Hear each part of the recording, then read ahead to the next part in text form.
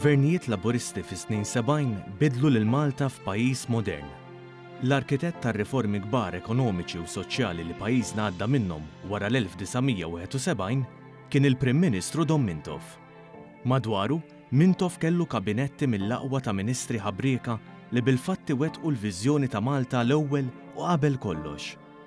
F'dokumentarju mtella mill-Partit Laburista fl-2004 fl-okkażjoni tal-25 anniversarju ta' Jum il-Ħelsien, numru ta' ex-ministri laburisti kienu tkellmu dwar l-esperjenzi tagħhom fil-kabinett ta' Dom Mintoff.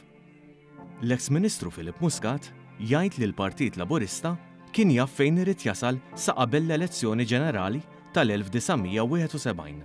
Jiena l-iktar ħaġa importanti li jagħmel il-Gvern Laburista ta' 71 kien illi ġielet bil-miftuħ bi programm ċar x'se jagħmel u x'se jwettaq anke qabel ma tela fil-gvern. U di ħaġa importanti li permezz tagħha l-istorja tgħallem politikament lil min imexxi lil Malta llum u anke lil min qiegħed fl-oppożizzjoni. L-ex-Ministru Freddy Mikallef jiftakar iż-żmien li matulu fl-1971 u fl-1972 il-Prim Ministru Mintoff innegozja mill-ġdid il-ftehim mal-Ingliżi dwar il-bażi militari tagħhom f'Malta. Kienu negozjati li ma ninsihom qatt għax ħadu minn Ġunju meta ħadna tmexxija tal-pajjiż f'idejna sa Marzu tal-1972, ġifieri minn Ġunju tal-71 sa Marzu sal-aħħar jumej. U niftakar wieħed mill-kollegi tiegħi ta' dak iż-żmien Berto Hisder ma ninsa qatt wieħed mill-ħbieb kbar tiegħi. Konna morna fuq il-barrakka nħarsu għaw, u għalli Fred immaġina ta' għalli għada ma jkun għaw xej minnhom daw għax ma konniex wasalna magħhom 9 xhur sħaħ. Naħseb li kien wieħed milli kien hemm ħafna kien Aldo Moro. U għalli immaġina daw is-servizzi kollha jitilqhom minn Malta. L-ex-Ministru Ċensu Mowran jitkellem dwar l-isfidi li kellu qudiemu Gvern Laburista wara l-1979. Li tneħħit il-bażi militari minn pajjiżna, aħna stajna inkomplu nibnu ekonomija ta' pajjiżna, mibnija fuq il-paċi, mibnija fuq l-industrija, mibnija fuq it-turiżmu, mibnija fuq il-kummerċ, illi fuqu setgħu ikomplu jibnu u kif rajna li komplew jibnew gvernijiet barrajn. Il-President tar-Repubblika Emeritus u l-ex-Ministru Laburista Agata Barbara titkellem dwar il-ħidma tal-gvernijiet laburisti fil-qasam soċjali. Jien ngħid u bigburija ngħid illi daw kollha saru minn gvernijiet laburisti u mhux minn gvernijiet nazzjonalisti. Qatt il-gvernijiet nazzjonalisti qatt ma għamlu liġi waħda soċjali mhux billi ħampqu u jgħidu il-liġijiet soċjali kollha saru minn gvernijiet laburisti minn 1947 sal-lum. Protagonisti fil-ħidma li twettqet fis-snin 70 flimkien mal-Partit Laburista kien hemm il-General Workers Union, fattur li kien rikonoxxut mill-Prim Ministru Dom Mintoff fiċ-ċeremonja storika ta' 30 ta' Marzu 1979. Kif jispjega George Agius li flimkien ma' Mintoff xelu għall-ewwel darba il-fjamma tal-Ħelsien fuq il-Monument tal-Birgu. Il-ġurnata verament Malta ħadet il-Ħelsien tagħha, ingħalqu l-bażijiet kollha, telqu l-Ingliżi bl-aħħar cruiser l-HMS London mill-Port kbir, mill-ajruport ta' Ħalluqa telaq ajruplan li kien qiegħed jiġi mtajjar mill-Air Marshal li kien hawn dak iż-żmien. Maltin u Awċin, inġbarna biex il-lejla flimkien naħulfu li qatt tisjed ma terġa' fuq ardna bażi militari oħra tal-Badani. U l-31 ta' Marzu nofs il-lejl kun l-ikbar festa li ħadna Malta.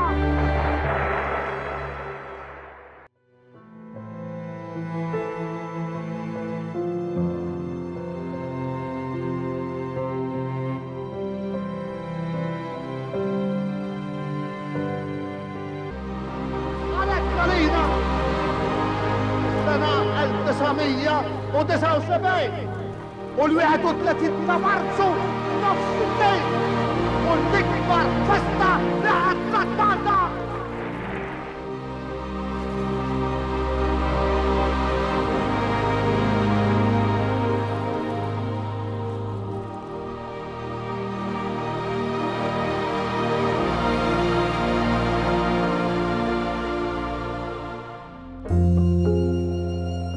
Wara li fl-1969 ġiet fit-tmiema b'mod formali u uffiċjali il-ġlieda politika reliġjuża bejn il-Partit Laburista u l-Knisja, l-isfida li kien imiss kienet dik ta' elezzjoni ġenerali li kienet riesqa. Kienet elezzjoni ġenerali importanti ħafna l-futur ta' Malta. Kienet l-ewwel elezzjoni ġenerali f'għaxar snin fejn il-Partit Laburista ma kienx se jħabbat wiċċu ma' kundanni ta' dnubit mejta u interdetti.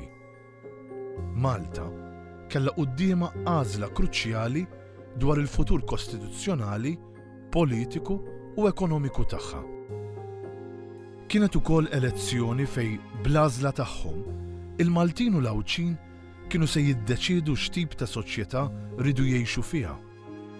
B'differenza minn ħafna pajjiżi oħra madwar id-dinja, is-snin 60 f'Malta ma servewx biex ġabu magħhom soċjetà iktar miftuħa u liberali. Bil-kontra. Is-snin 60 huma l-era tal-flower power, tal-Beatles, tal-rock and roll, l-era tal-bra burners, tal-feministi, tal-pillola kontraċettiva, l-era fejn tlaqqa l-Konċilju Vatikani II bil-Papa ta' Qalbu tad-Deheb Ġwanni Pawli 23 u f'Malta x'kellna kellna il-ġnub il-mejjet, kellna il-miżbla, kellna ċensura morali, ċensura kulturali. Ġifieri kien għadna kif ksibna l-indipendenza ma morna lura lejn żminijiet ta' dlamijiet. Il-ħsibijiet ta' eluf ta' Maltin u Awċin kienu għadhom imxekkla u kontrollati minn ħafna ostakli. Fis-snin 60 ma kienx libertà tal-kuxjenza. In-nies ma kellhomx il-libertà li jaħsbu differenti minn il-Knisja. Ma kellux il-libertà li jaqraw dak li ma rridhomx jaqraw il-Knisja. F'Malta kellna il-famuż ċensura, il-posta, li kodba li kienu fuq l-index, din kienet lista ta' kodba li l-Knisja ma rridhomx, kienu jinżammu. Ġifieri, inti kellek ċensura fuq ħsieb, fuq kuxjenza.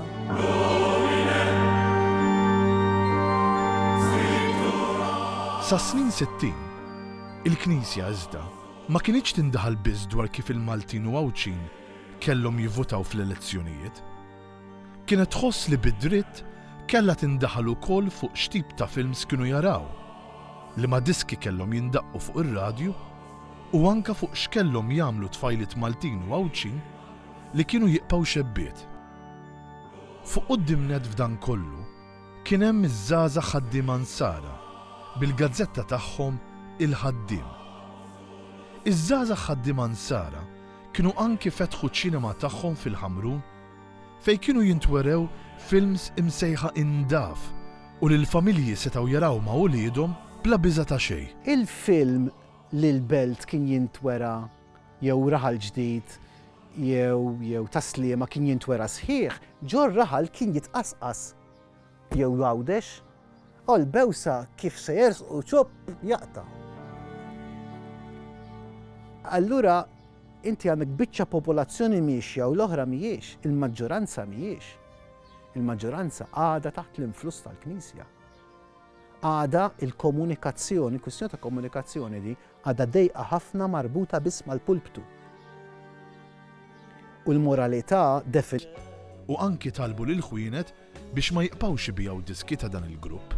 Fl-istess ħin, l-istess żgħażagħ ħaddiema Ansara kienu identifikaw bħala problema serja għal Malta il-fatt li fis-snin 60 kien hawn fostna iktar nisa mill-irġiel. Fil-gazzetta Il-Ħaddiem kien intqal: Sitwazzjoni bħal din żgur li tiftaħ it-triq għal ħafna abbużi u tbaxxi l-livell għoli ta' moralità ta' Malta. Għal sitwazzjoni bħal din, rimedju wieħed hemm li jista' jsolvi kollox. hemm bżonn isir iżjed emigrazzjoni tax-xebbiet. Ħadd m'għandu jgħid li rridu neżiljaw lix-xebbiet tagħna. Lix-xebbiet tagħna aħna mhux neżiljawhom irridu, iżda inħarsulhom il-missjoni u d-dinjità illi tom Alla.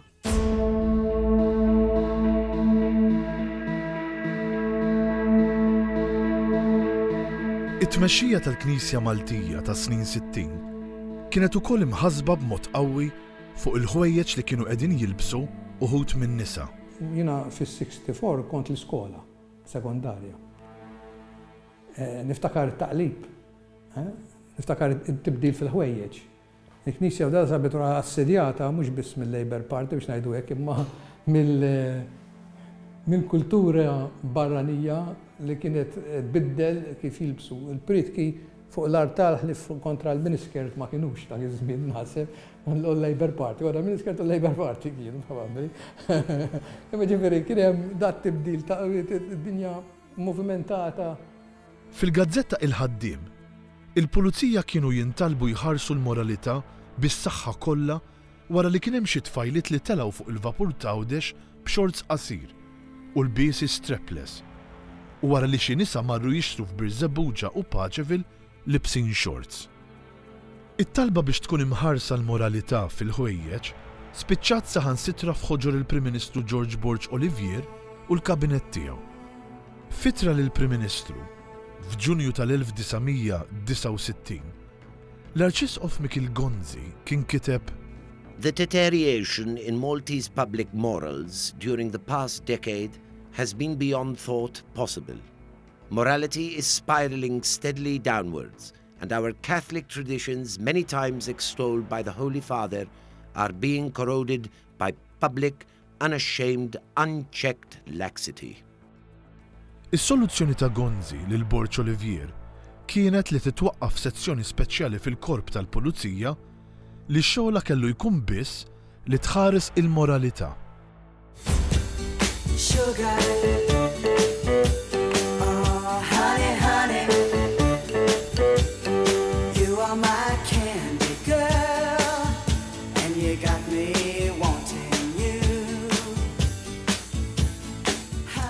Borg Olivier ħass il-ħtieġa li fuq il-bażi ta' din l-ittra iressaq memorandum quddiem il-Kabinett.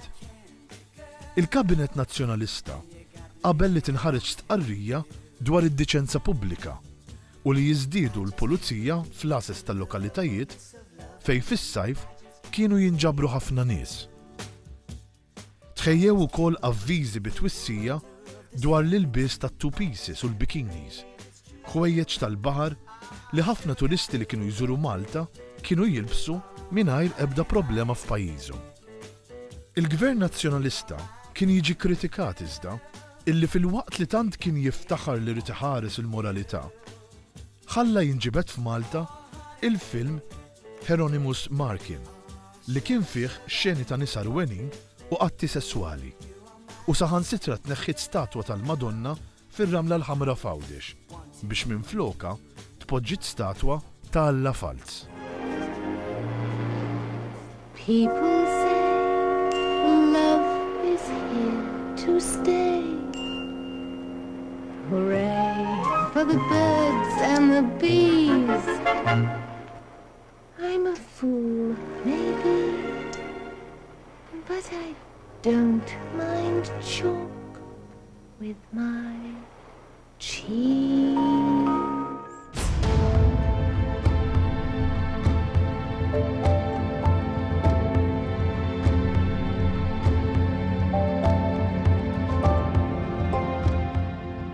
Lura għall-elezzjoni ġenerali li kienet riesqa. Fl-1969, il-Ministru Censu Tabone ressa abbozz ta' liġi fil-Parlament bilan li jikkontrolla li trade unions u dritt tal-istrajk fej fost oħrajn il-mexxejja tal-unions setgħu jintbagħtu minn xahar sa 3 xhur ħabs. Kemm il-Partit Laburista u anki l-General Workers Union opponew dan l-abbozz li spiċċa kellu jingħata l-ġenb mill-Gvern Nazzjonalista. Fl-1969 ukoll il-Gvern ta' Borg Olivier emenda l-Kostituzzjoni u b'maġġoranza sempliċi biddel in-numru tad-deputati li kellhom jiġu eletti minn kull distrett. Bekk, fil-Parlament il-ġdid kien se jkun hemm 55 deputat minflok 50. Din il-mossa kienet għodda waslet għal riżultat pervers fl-elezzjoni ġenerali ta' sentej wara. L-indikazzjonijiet kienu li l-Partit Laburista kien se jibda bħala l-favorit biex jirbaħ l-elezzjoni ġenerali. Dan kienu jirrikonoxxuh anki gvernijiet barranin, fosthom il-Gvern tal-Istati Uniti.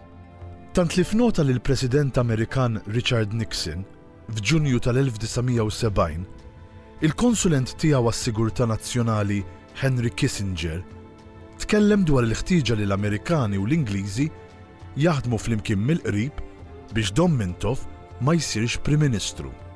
Indications that the left-wing anti-NATO opposition in Malta may come to power in 1971. Greater US cooperation with the British, who have the economic foothold there, would stem this, thus protecting our NATO command presence. Iktar ma bdiet toqrob id-data tal-elezzjoni, aktar bdiet tiżdied it-tensjoni.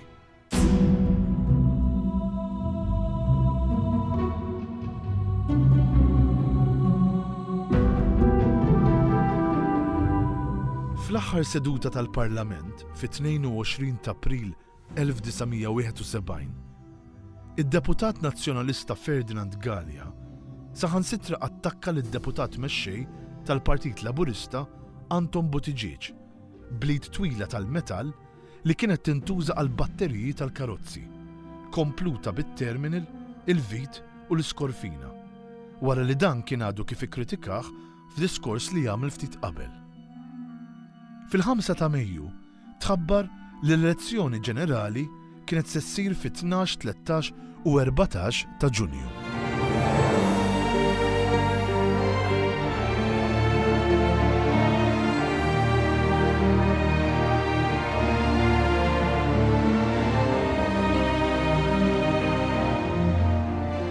Il-Partit Laburista organizza numru kbir ta' mass meetings fejn kienu jiġu spjegati il-proposti tal-programm elettorali li kellu t-tema Malta Maltija fil-paċi u l-progress. Il-Perit Mintoff kien jitkellem dwar il-ħtieġa li jiżdiedu l-flus li Malta kienet qed tieħu mingħand l-Ingliżi għal bażi militari li kellhom f'pajjiżna. Il-mira tal-Partit Laburista kienet li Malta tieqaf fuq saqajja ekonomikament fl-iqsar żmien possibbli mingħajr il-ħtieġa li tiqpa' tisfrutta l-pożizzjoni strateġika tagħha fil-Mediterran. Hekk biss setat Malta ma tiqpax aktar għaddejja u strument ta' gwerra f'idejn il-potenzi barranin u ssir verament indipendenti bħal pajjiżi oħra. L-għajta tal-kbira tal-Partit Laburista f'din il-kampanja elettorali kienet Malta Marida Mediċina Mintoff. Malta marida, mal-ġoħra, marida mux bissa ximlawna bid-dejn u rruħaltu aħna dak u ridna, marida għax donista spiċċat minn kullin kien u ma jistax ikollok poplu jimxi l-qoddim ek ma jkunx onek, mux veru ma jistax ikollok.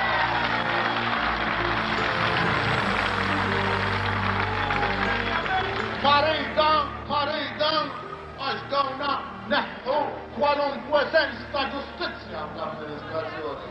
Aħna rridu li intkom tgħinuna biex inneħħu dan-nies, biex innatfu kull-imkien. Il-Partit Laburista kien imħejji sew għal din l-elezzjoni. Kellu għajnuna mill-Partit Soċjal Demokratiku Ġermaniż immexxi minn Willy Brandt kif ixed dan id-dokument postali dwar affarijiet li nġibu f'Malta mill-Ġermanja għal dik l-elezzjoni. Kien anka tfassal pjan dettaljat u dwar kif il-kampanja elettorali tal-Partit Laburista kellha tkun imqasma fi 3 fażijiet u bid-dettalji kollha ta' x'kellu jiġri f'kull fażi. Tħejjew ukoll posters biex jintużaw matul din il-kampanja li kienu juru lil Prim Ministru Borċ Olivier u lil Ministri tal-Kabinett jaħtfu lil Malta bejnietu. Lil ħaddiema li ma setawx ilaħqu mal-għoli tal-ħajja, familja tipika Maltija li baqgħet biss toħlom li jkollha dar tagħha u lil Borċ Olivier miexi bil-pasta bibbuxu. F'Malta, meta jinkun żgħir, kien daħlet ċajta minn jiftakara. Kienu jgħidu tajjaċ għax tqajjem il-gvern. Ġifieri kien hawn l-impressjoni li tant il-gvern kien kajman li saret ċajta. Fost in-nies tat-triq, jekk xi ħadd jgħid tajjaċ għax tqajjem il-gvern. Ġifieri immaġina. U għandiment of dinamizmu kbir, da rrit jimexxi, jimbotta, rrit jaqleb l-affarijiet kollha li hemm. Dan kien iż-żmien fejn fil-kampanji elettorali kienu jispikkaw l-eluf ta' posters li kienu jitwaħlu mal-faċċata ta' ħafna binijiet. Kienu jitwaħlu kull xorta ta' posters minn dawk li kienu jitolbu l-vot għal xi kandidat partikolari, għal dawk li kienu jwasslu messaġġi kontra l-mexxejja tal-partiti, għal oħrajn fejn kienu jidhru ritratti tal-mexxejja u appelli għal voti lil partiti. L-irjuż kienu jisħnu mhux darba u tnej waqt it-twaħħil ta' dawn il-posters.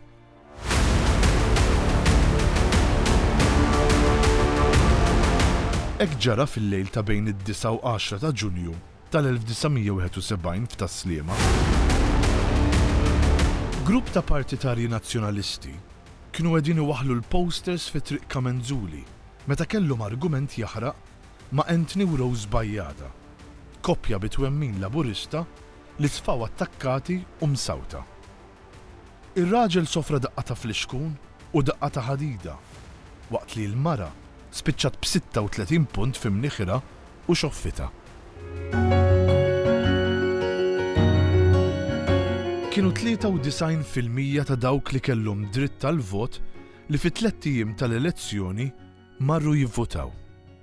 L-att tal-voti reġa' sar fin-Knights Hall f'Dar il-Mediterran fil-Belt Valletta. Il-Partit Laburista kiseb 4,800 vot fl-ewwel att aktar mill-Partit Nazzjonalista. Żied kważi 25,000 vot fuq l-elezzjoni ta' 5 snin qabel, żied il-voti fid-distretti kollha u żied 6 membri parlamentari. Madankollu, ir-riżultat baqa' inċert sal-aħħar għax iż-żewġ partiti baqgħu tilgħin ras imbras fl-att ta' siġġijiet li rebħu fil-Parlament. Dak li kien se jiġri fil-5 distrett kien se jħollu jorbot kollox. Fuq dan id-distrett, fl-ewwel att, il-Partit Laburista kien kiseb 21 vot biss aktar mill-Partit Nazzjonalista.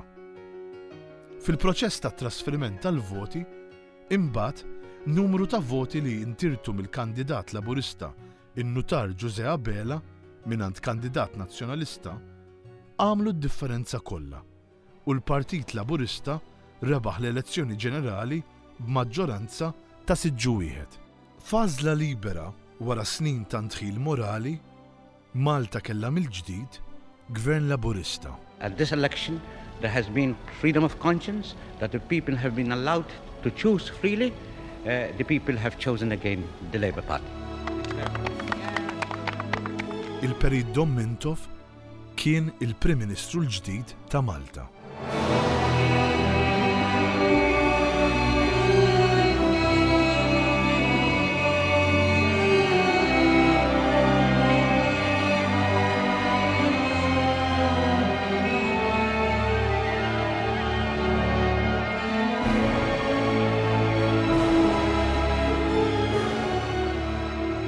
Iċ-ċelebrazzjonijiet mal-pajjiż kienu kbar ħafna. It-toroq tal-Belt Valletta kienu miżawda bil-familji, żgħażagħ, tfal u anzjani u karozzi privati jdoqqu l-ħornijiet b'sinjal ta' briju u ferħ. Saru anke ħafna karrijiet għall-okkażjoni.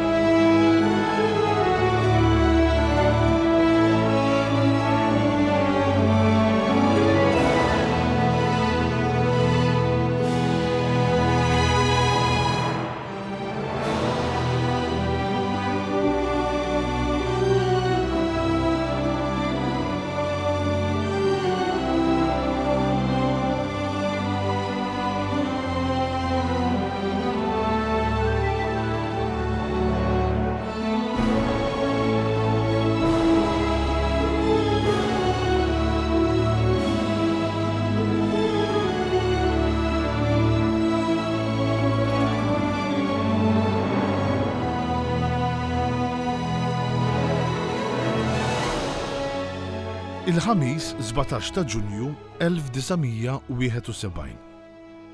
Il-Palazz il-Belt Valletta.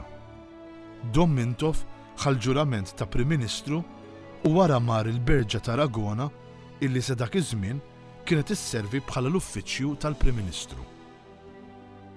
Fis-sigħat ta' wara inħatar il-kabinett tal-Ministri li fis-snin ta' wara kienu l-protagonisti fit-tibdil kbir li pajjiżna għadda minnu. Il-Prim Ministru Mintoff iddikjara minnu fih li l-ewwel priorità kienet dik li Malta jkollha ftehim ġdid mal-Gvern Ingliż. Jiena sinċerament ma nafx kien jiġri kieku Mintoff ma telax fil-1971. Ma nafx kien jiġri. Għaliex in-nazzjonalisti ma kienux. Borċ Olivier, mhux in-nazzjonalisti, Borċ Olivier ma kienx qed jipprepara għal dak li jista' jiġri meta jieqa' fit-trattat fl-1972. Kien wasal biex jieqa' fit-trattat. X'konna se nagħmlu wara? Minnu fih bdew jittieħdu miżuri li permezz tagħhom Mintoff ma ħalla l-ebda dubju li l-affarijiet kienu se jinbidlu minn żmien it-tmexxija ta' Borċ Olivier. Maurice Dorman ma baqax aktar Gvernatur Ġenerali. Minfloku għall-ewwel darba inħatar ċittadin Malti. Anthony Mamo. L-irtaħot ta' Borċ Olivier kienet dik li aħna bajna qisna Ingliżi, parti mill-Renju Ingliż. Bir-Reġina, Gvernatur Ingliż, u rrit li dak li talab Liberty fis-63 nkunu Repubblika, konna Presidenti kunu tagħna l-affarijiet tagħna, daka ħottom, u rridu ħottom. Kien ta' warning li rridu ħottom. M'hemmx għalfejn nitfixklu. Kien għamilha ċara li jekk il-Labour jkun il-Gvern dawk l-affarijiet inaħħu.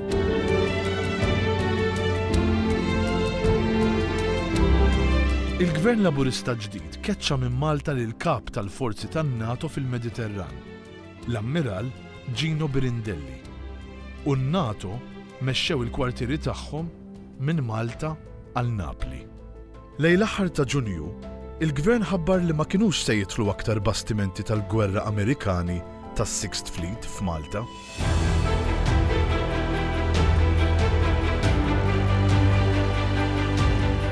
Għall-ewwel darba fl-istorja ta' Malta, fil-ftuħ tal-Parlament fis-16 ta' Wissu, id-diskors ta' Tron sar bil-Malti. Fih kien iddikjarat mill-ġdid li l-kera mill-Ingilterra għall-użu tal-bażi ridet tiżdied. Bdew diskussjonijiet bejn il-Gvern Malti u l-Gvern Ingliż.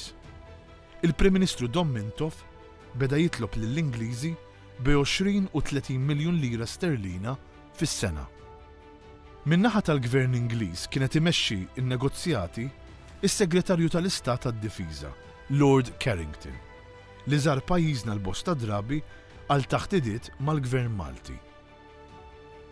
Mintoff ukoll mar kemm il-darba Londra fejn delegazzjonijiet mill-Gvern Malti kellhom sensiela ta' sessjonijiet ta' taħdidiet ma' Lord Carrington u l-ogħla uffiċjali tal-Gvern Ingliż. In-negozjati kienu diffiċli. L-Ingliżi ma kinux lesti joħorġu l-flus li kienet jitlob Mintoff. Biex jakkwista saħħa fin-negozjati, Mintoff ħa numru ta' inizjattivi barra minn xtutna. Beda numru ta' żjarat fil-Libja, bilqat mal-Kurunell Muammar Gaddafi, waqt li żar ukoll ir-Rumanija, il-Polonja u l-Jugoslavja fl-Ewropa tal-Lvant. Fl-istess ħin, żar pajjiżna mibgħut speċjali mill-Unjoni Sovjetika li kellu bosta laqat ma' rappreżentanti tal-Gvern Malti. Dan kollu xelbozza ħamra fil-pajjiżi tal-Punent fl-eqqel tal-Gwerra l-Birda. F'Awwissu tal-1970, flaqa fil-White House li preżenti għalija kien hemm il-President tal-Istati Uniti Richard Nixon, il-Kmandant tal-Qawwiet Navali Amerikani Elmo Zumwalt kien tkellem dwar l-inċertezza li ġab miegħu għall-Amerikani ir-riżultat tal-elezzjoni f'Malta. Nixon kien wieġeb illi ma setax jifhem kif pajjiż bħall-Istati Uniti ħalla l-elezzjoni f'Malta tintrebaħ minn gvern xellugi b'maġġoranza ta' deputat wieħed biss, waqt li kellu kliem dispreċjattiv fil-konfront tal-ambaxxatur Amerikan f'Malta. Problema kbira għall-Gvern Laburista kienet dik li sab kaxxa ta' Malta vojta. Is-sitwazzjoni tant kienet diffiċli li kellha tkun għajnuna mingħajr kondizzjoni ta' madwar 2 miljun lira Maltin mill-Libja li bija l-Gvern il-ġdid seta' jiqpa' d-dej. F'Settembru tal-1971, meta d-diskussjonijiet deru li qed jeħlu, Mintoff ġie mistieden Londra mill-Prim Ministru Ingliż Ted Heath. Iż-żewġ Prim Ministri qablu li fi żmien 3 xhur kellu jintlaħaq qbil fil-prinċipju dwar l-arranġament finanzjarju ġdid waqt li fi żmien 6 xhur kellu jkun konkluż ftehim dettaljat bejn iż-żewġ naħat. Kien hemm ukoll qbil li kellu jkun hemm għajnuna wkoll mill-pajjiżi membri tan-NATO. Fi-13 Ottubru tal-1971, f'nota mill-Kunsill għas-Sigurtà Nazzjonali iffirmata minn Henry Kissinger, tħabbret il-policy l-ġdida tal-Istati Uniti dwar Malta li kellha 4 miri speċifiċi. President Richard Nixon has made the following decisions. United States policy toward Malta shall have as its principal objective the successful renegotiation of the United Kingdom Malta Defense and Financial Agreement, so as to safeguard United States strategic interests, deny Malta's military facilities to the Soviet Union and Warsaw Pact nations, retain use of the United Kingdom's military facilities by NATO forces, keep Malta from becoming dependent on Libya for financial assistance. Fit-taħdidiet mal-Ingliżi u man-NATO daħal jagħti l-għajnuna siwja tiegħu il-Ministru tal-Affarijiet Barranin Taljan Aldo Moro li kellu anke laqgħat f'Malta mal-Prim Ministru Mintoff fil-Berġa ta' Kastilja. Lejn tmiem l-1971 sar magħruf li l-Ingliżi kienu waslu biex iżidu l-kontribuzzjoni tagħhom għal 9.5 miljun lira sterlina fis-sena. Iżda l-Mintoff dan ma kienx biżżejjed. L-4-29 ta' Diċembru 1971 il-Parlament jiddiskuti s-sitwazzjoni delikata ħafna li fija kienu waslu il-negozjati mal-Ingliżi. Il-kap tal-Partit Nazzjonalista George Borch Olivier talab għar-riżenja tal-Gvern Laburista. Meta jaf illi l-politika tiegħu ma mnexxietx u meta m'għandux alternativa xi ħabbar lill-poplu id-dover tiegħu huwa illi jirriżenja jagħmel elezzjoni. Għal din it-talba, il-Prim Ministru Mintoff akkuża lil Borch Olivier li ma kienx qiegħed iġib ruħu ta' Malti. Jiena qed dispjaċini, Mr. Speaker, id illum fil-kap tal-Oppożizzjoni f'mument storiku fejn nazzjon tagħna trid tagħżel jew toqgħod għar-rikatt tal-Gvern Ingliż. Jew tisfidaħ l-Gvern Ingliż u tgħidlu aħna razz oħra mhux razza tal-irsira bħal dawk ta' qabilna, aħna razz oħra. Aħna razz oħra f'dal-mument jiddispjaċini li f'dal-mument il-kap tal-Oppożizzjoni li jiftaħar li hu Malti u llum jiena ċert li mhuwiex. Fil-Parlament Mintoff ħeġġeġ lill-Ingliżi biex jitilqu minn Malta darba l dejjem. U jinsen ngħid, jalla jitilqu daw! Għax Malta kisruha, Malta hemġuha u Malta għamlula l-ar ħaġa li tista' tagħmel neħħowla s-sinsla lil din Malta neħħowla kwalunkwe aspirazzjoni li kollha ruħ, kwalunkwe aspirazzjoni li Malta neħħowla illi tkun bħal nazzjon oħra. F'mument daqshekk delikat, il-Prim Ministru baqa' sod fil-pożizzjoni tiegħu daqskemm kien sa mill-ewwel ġurnata tan-negozjati mal-Ingliżi. U jiena jgħiduli f'wiċċi, jgħiduli x'tippretendi illi aħna se nħalluk toħu l-flus biex imbagħad tkeċċina u jien ngħidulhom iva dak li nippretendiet li tkom tħallsu l-flus biżżejjed li ma jkollniex għalfejn insefru lilkom. Din id-differenza. U jiena waqt li aħna fil-poplu tagħna qed ngħidulu wasal il-mument li taħżel li tkun veru indipendenti. Wasal il-mument li inti taħżel li tkun bliedem li ma tibqax iktar insir. Fid-dibattitu parlamentari tad-29 ta' Diċembru 1971, Dom Mintoff kien ġabar fi ftit kliem il-qofol tal-ħidma lill gvern immexxi minnu wettaq fi snin ta' wara. U aħna ngħidulu l-poplu Malti sal-lum kont la Franz. Kont la Franz. Sal-lum kellek sit lilek illi minflok ir-ranġa biex issir imallem bħal ma jagħmel kulħadd għax irrispettak kellek sit li bil-fors iridlek tibqa' lavrant. Issa wasalt tad-deċiżjoni li jew tal-imallem iħallsek biżżejjed biex imbagħad ma' rasek jew inti mill-aktar viżi tilqulda għax hekk tixjieħ u tispiċċa ma tista' tarma' għal rasek qatt. Dana min ikun ġifa u min ikun beża mid-dinja min m'għandux kuraġġ il-dan lavrant jgħidlu aħjar tibqa' fi vinta għax forsi biċċa ħobs tikwola kif inhi mhijiex. Imma jekk tmur għal rasek min jaf kif se tagħmel. Bela x'qed tagħmlu intkom! Bela x'qed tagħmlu intkom! Bela x'qed tagħmlu intkom! U aħna il-dan lavrant il-poplu Malti qed ngħidulu. Għamel il-kuraġġ! Għamel il-kuraġġ! Aħna għaddejnik minn ħafna battalji ngħidulu l-poplu Malti aħna. Aħna għaddejnik minn ħafna battalji. Minn din ngħadduk ukoll u s-sinemallem ukoll. Titbatija. Bl-sports, bix-xogħol, bl-irġulija u s-sinemallem ukoll. Dan ngħidulu l-poplu Malti u ngħidulu ħallik milli ngħidulkom ta' faċċata. Dawk dejjem lavrant iridukom jew tal-Italja, jew tal-Ingilterra, aħna ma rridukom lavranti ta' ħadd, dan ngħidulu l-poplu Malti.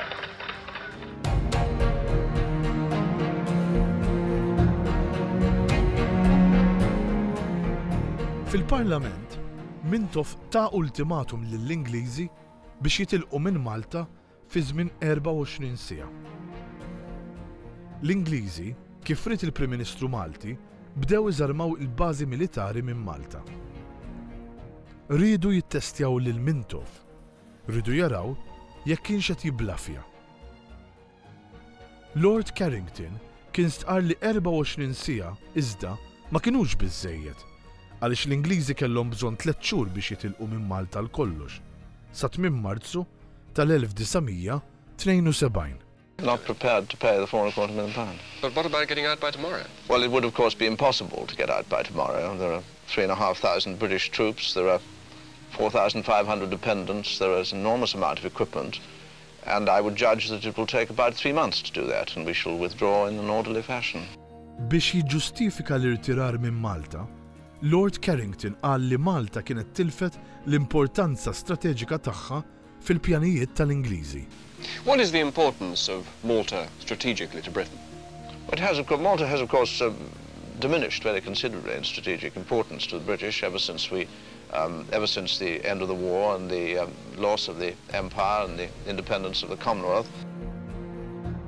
Dan il-kliem ma kienx impressjona lil Mintoff li kien jagħmilha ċara li mingħajr ftehim mal-Ingliżi fl-aħħar mill-aħħar Malta kienet xorta se tibqa' għaddejja. Well, I believe it's important for both sides to have a settlement. I also believe that if we don't have a settlement, you still go on surviving, and so shall we.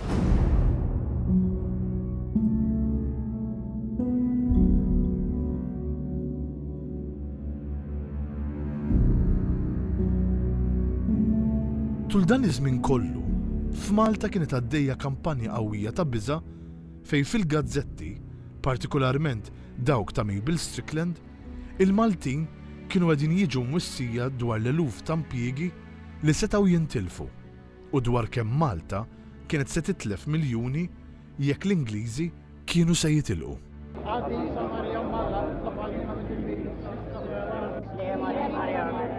Il-ħadd 8 ta' Jannar 1972. Bosta membri ta' qdiet reliġjużi inġabru l-Belt Valletta u ħadu sem f'pellegrinaġġ ta' talb. Dawk li ħadu sem qalu li kienu qegħdin jibżgħu li Malta kienet se tispiċċa tabbanduna lil pajjiżi tal-Punent biex tmur mal-pajjiżi komunisti tal-Lvant tal-Ewropa.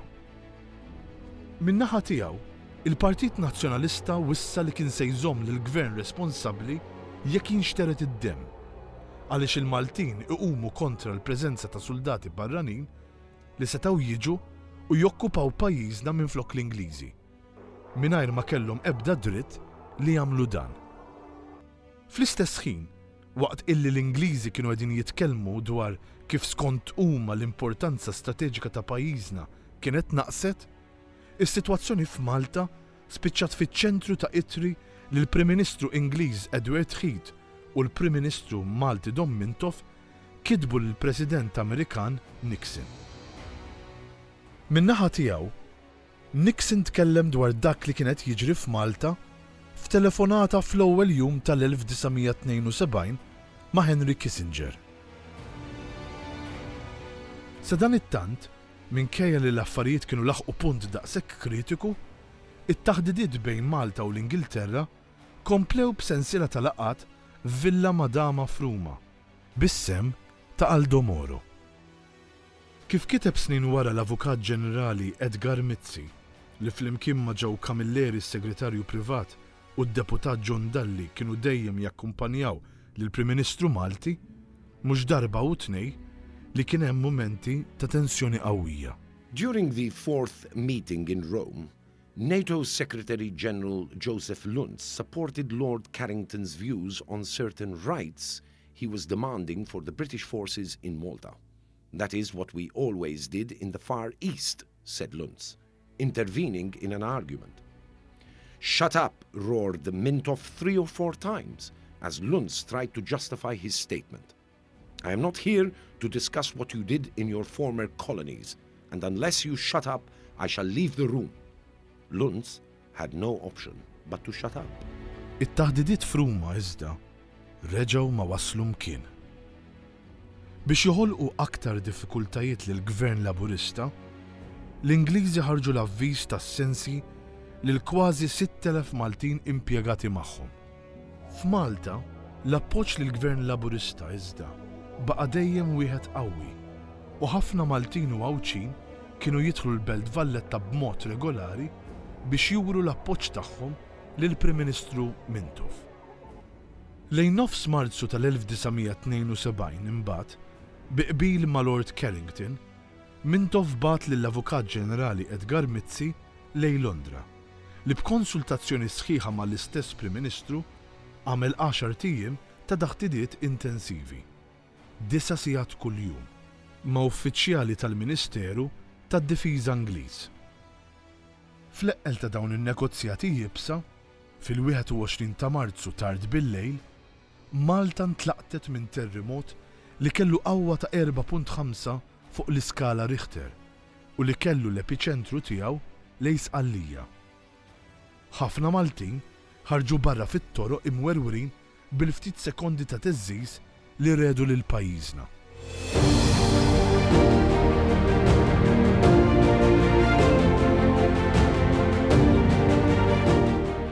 Fl-24 ta' Marzu sar magħruf li wara 9 xhur kien intlaħaq ftehim bejn il-Gvern Malti u l-Gvern Ingliż.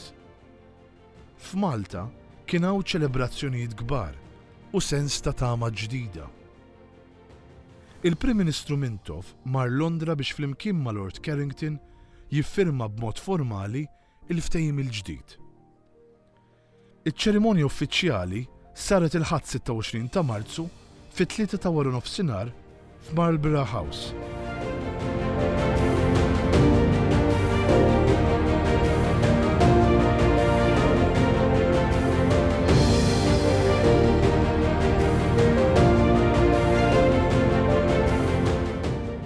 Wara l-iffirmar, il-Prim Ministru ringrazzja pubblikament lil-Libja u lill-Italja għall-għajnuna li taw lil Malta fix-xhur ta' qabel.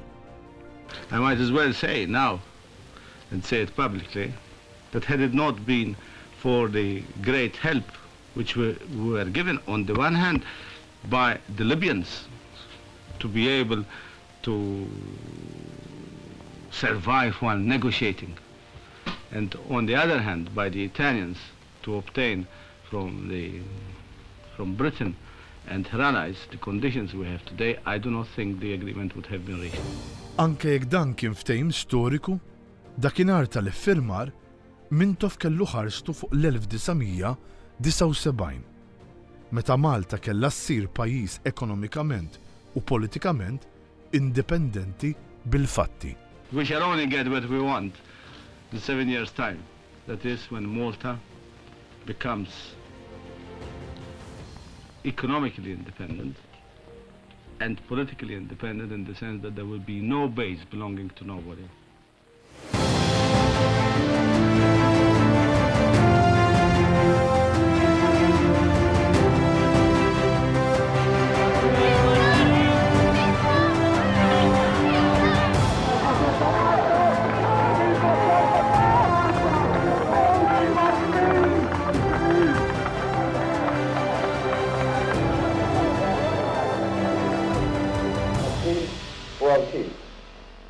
Il-Fiera, Londra, Madra House, il-Gvern Malti, il-Ferma, il-David Street, dwar il-bażi militari. Permezz tal-ftehim ta' Marzu tal-1972, il-bażi militari Ingliża f'Malta kellha tagħlaq darba l dejjem fil-31 ta' Marzu 1979. U kien dak il-ftehim imbagħad li salvana u ġabna fis-sitwazzjoni tal-lum. Il-ftehim tal-1972 li kieku ma ħadniex dak il-kickstart qawwi tal-Perit Mintoff dak iż-żmien li kien ġaba żewġ kieku Malta tal-lum ma teżistix. Kien ftehim li kien jixraq għal stat sovran. Kellna bżonn identità, bħala poplu kien ilu maħkum l-istorja kollha tiegħu kellu bżonn identità. Permezz dan il-ftehim, pajjiżna beda jiddaħħal 14 miljun lira sterlina fis-sena mill-kirja tal-bażi lill-Ingliżi, li f'termini tal-lum jammontaw għal 200 miljun euro. Jiġifieri fuq il-perjodu ta' 7 snin li dan fis-seħħ dan il-ftehim, b'kollox Malta ħadet kważi €1 biljun u nofs tal-lum.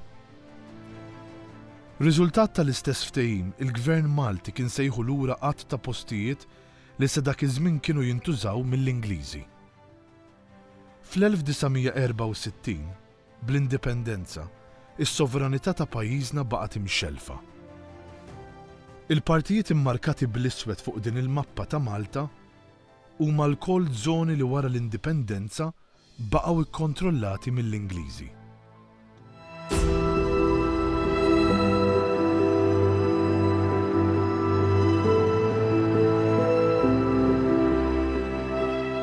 Wara l-1964, l-Ingliżi mhux biss baqgħu stazzjonati f'Malta, iżda l-aċċess għal żoni sħaħ f'pajjiżna baqa' ristrett għalihom biss.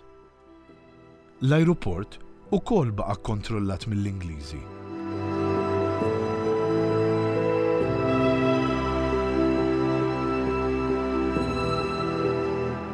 U fil-port il-kbir baqgħu jiddominaw il-bastimenti militari Ingliżi. Dan fl-istess ħin li n-NATO żammet f'pajjiżna il-kwartieri ġenerali tagħha għall-Mediterran, anke jekk qatt ma kienet aċċettata x-xewqa ta' George Borch Olivier li Malta ssir membru ta' din l-alleanza militari.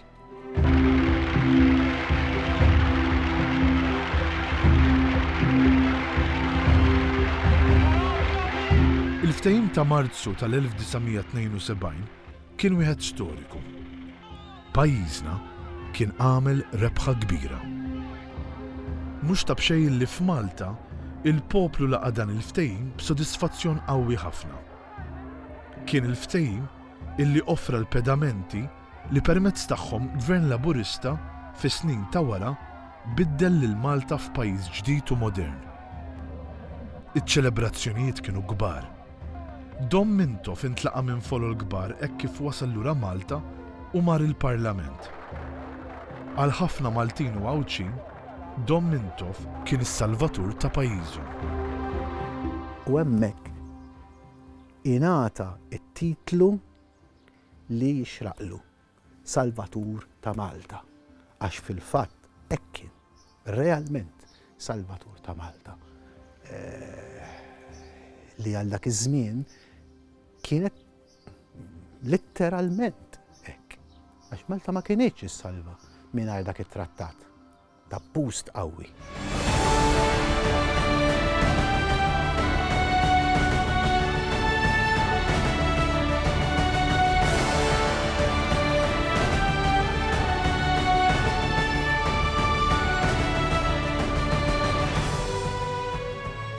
Immedjatament kif iffirma l-ftehim il-ġdid mal-Gvern Ingliż, il-Prim Ministru Dom Mintoff issorprenda lil kulħadd meta fil-bidu ta' April tal-1972 beda żjara uffiċjali fiċ-Ċina. Mintoff kien l-ewwel mexxej mill-Ewropa tal-Punent li żar iċ-Ċina, li dak iż-żmien, bil-kuntrarju tal-lum, kienet f'iżolament mill-biċċa l-kbira tal-komunità internazzjonali.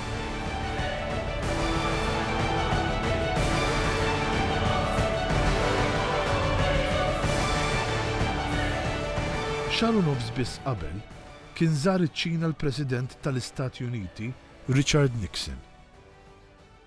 Il-Prim Ministru Malti emmen li ċ-Ċina seta' tkun ta' għajnuna biex Malta tilħaq l-indipendenza ekonomika tagħha sa Marzu tal-1979. We have established diplomatic relations with China some weeks ago. Now we're going to discuss the best method of cooperation, economic and trade cooperation between the two countries. It is with great pleasure that we're going there. We consider China to be a friendly country and we want to establish the most friendly relations with China.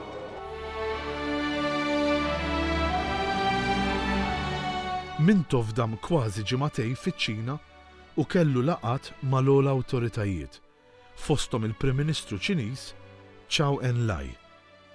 Żar Shanghai, Peking, Nanking u Canton.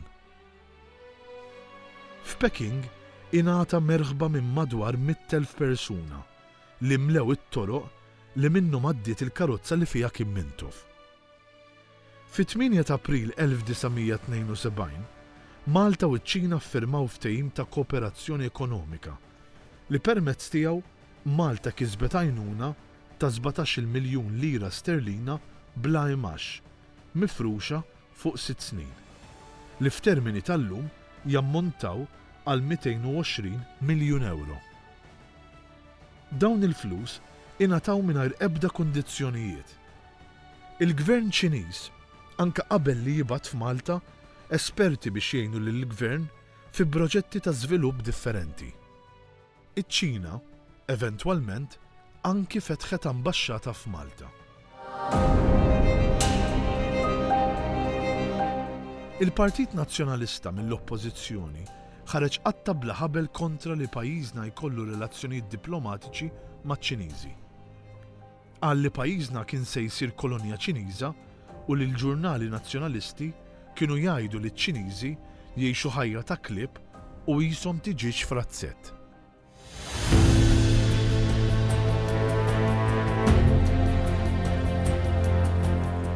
Kienu wkoll matul ix-xahar ta' Marzu tal-1972 li Mintoff ċaqlaq l-uffiċċju tal-Prim Ministru mill-Berġa ta' Ragona għal Berġa ta' Kastilja, fejn għadu hemm sal-lum, u fejn minn meta kien żgħir u għatant kien imur hemm ma' missieru li kien jaħdem ta' kok għall-Ingliżi. Gvern Laburista beda jaħdem ukoll qatih biex isaħħaħ ir-rabtiet ekonomiċi u kummerċjali ta' Malta mal-pajjiżi ġirien tad-dinja rbija, bilan li jinħolqu opportunitajiet ġodda ta' xogħol. Kien beda jiftaħ ħafna relazzjonijiet mal-pajjiżi tad-dinja rbija, issa rridu nqisu li f'dal perjodu Mintoff għex fil-perjodu fejn kien hemm il-ħolma tal-pan-Arabizmu mexxija mill-Eġittu l-ewwel, fejn kellek l-idea li l-Arab kollha huma aħwa jistgħu jaħdmu flimkien jgħinu xulxin għall-iżvilupp, eċetera, eċetera. U dawn huma pajjiżi ġirien tagħna li hu kellu relazzjonijiet tajba magħhom, semmejt lil Nasser inti, u mbagħad ġie Gaddafi, imma anke pajjiżi oħra mexxejja Tunezija, l-Alġerija u pajjiżi oħrajn li kien għadhom ġodda, kien għadhom jibdew dak iż-żmien, kien hemm ħafna idealiżmu u kien hemm ħafna jisu rubija, u kienu qegħdin iħossu li jistgħu jgħinu lil xulxin.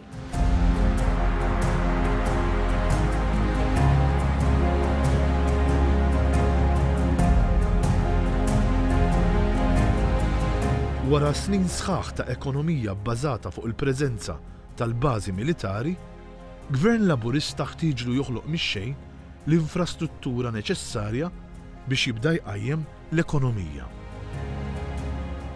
Fis-settur bankarju twaqfu l-Bank of Valletta u l-Midmed Bank. Fis-settur ta' trasport twaqfu s-Sea Malta, il-Gozo Channel u l-Air Malta. Fil-qasam tat-telekomunikazzjoni twaqfet it-Tele Malta. Fil-qasam tal-enerġija twaqfet l-Ene Malta. Twaqfet il-National Tourism Organization biex il-gvern u s-settur privat jaħdmu flimkien biex jikber is-settur turistiku. Twaqfet it-TAG Malta biex ix-xogħol fil-port il-kbir isir b'mod aktar effiċjenti. Imbnew żoni industrijali ġodda biex infetħu aktar fabbriki u nħolqu eluf ta' impjiegi ġodda. Waqt li kien inawgurat il-villaġġ artiġjanali f'Taqali. Fl-istess ħin bdew jintużaw għall-ewwel darba il-flus Maltin. Meta mintof qed idawwar dir-rota kbira ta' il-ġieħ, il-gburija lin-nies għal dak li hu Malti, għal dak li hu tagħna, għal dak li huwa tan-nazzjon. Fl-istess ħin il-Gvern Laburista wellet il-welfare state ibbażat fuq il-prinċipju tal-ġustizzja soċjali. Beda jingħata bonus lil ħaddiema f'Ġunju u f'Diċembru. Ġiet stabbilita l-paga minima nazzjonali u bdiet il-ġimgħa xogħol ta' 40 siegħa. Il-familji bdew jirċievu għall-ewwel darba iċ-Children Allowance. Il-ħaddiema fil-privat bdew jirċievu bonus u żieda għall-loli tal-ħajja daqs li kieku kienu jirċievu il-ħaddiema tal-gvern. Il-Partit Laburista fis-snin 70 għadda fuq 400 liġi li huwa record of records. Laqas tarafhom il-liġijiet ta' Malta fl-1971 għall-1981. Iddaħlet ukoll il-pensjoni taż-żewġ terzi. Ingħata dritt tal-lif tal-maternità għan-nisa waqt li jingħata benefiċċju ta' tqala lil dawk in-nisa li ma kinux jaħdmu. Kienu introdotti wkoll pensjoni għar-romol u għal persuni b'diżabilità. Il-flus depożitati fil-banek żdiedu b'140%. Għall-ewwel darba f'pajjiżna bdiet tinħoloq dik lillum insejħula il-middle class. We have social services which are available to everybody. There is a hospital now which looks after the rich and the poor in the same way and free of charge. We have pensions which equal very nearly 2/3 of the going salaries. We have factories which belong to the states and run by the workers. We have shares in other factories. L-isfortuna storika li ġara huwa li fil-fatt Mintoff jikseb il-gvern 9 snin wara li suppost messu. L-affarijiet li bdew isiru fl-1971 suppost saru fl-1962 u mal-indipendenza tagħna.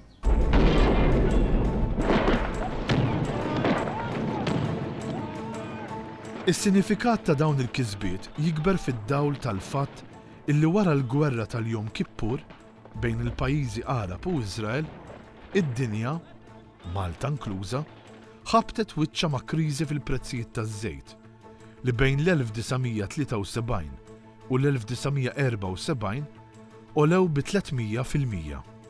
Kif rajna aktar kmieni, il-Gvern Laburista kellu maġġoranza ta' siġġu wieħed biss fil-Parlament.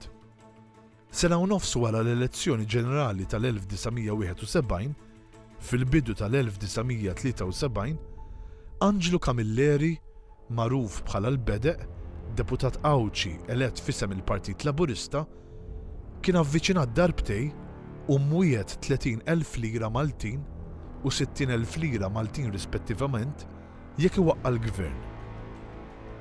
Dan meta l-paga tal-Prim Ministru kienet ta' ftit iktar minn 3,000 lira Maltin. Camilleri għamilha ċara li huwa kien sejjeq paleali lejn il-Gvern. F'Mejju tal-1973 sar it-tielet attentat biex Angelo Camilleri jiġi mxaħħam u jwaqqa l-Gvern. Fil-31 ta' Mejju, Camilleri kellu żjara fid-dar tiegħu fin-Nadur minn żewġ negozjanti li qalulu li huma kienu mibaw ta' għandu biex joffrulu 120,000 lira Maltin u li kienu lestu jipprovdulu kull forma ta' sigurtà personali wara li kien iwaqqa l-Gvern. Din id-darba iżda, mistoħbija f'kamra jisimgħu kollox, kien hemm numru ta' uffiċjali mill-Korp tal-Pulizija. Camilleri reġa' ma ċċettax l-offerta li saritlu. L-għada filgħodu, il-Pulizija arrestat liż-żewġ negozjanti hekk kif kienu se jinżlu lura lejn Malta. Minħabba li dak iż-żmien ma kienx hemm liġi dwar it-tixħim ta' dan it-tip, dawn iż-żewġ negozjanti deru quddiem il-Parlament u wara li nstabu ħatja intbagħtu xarej ħabs. Fit-8 Jannar tal-1974 imbagħad Alfred Baldacchino li fi ftit ġimgħat biss qabel kien elett bħala deputat nazzjonalista fl-elezzjoni każwali qasam il-Kamra u ingħaqad mal-Partit Laburista. Fit-3 ta' Marzu tal-1974 imbagħad waqt reli fraħal ġdid Baldacchino żvela fatti li ħadd ma kien għadu jaf bihom.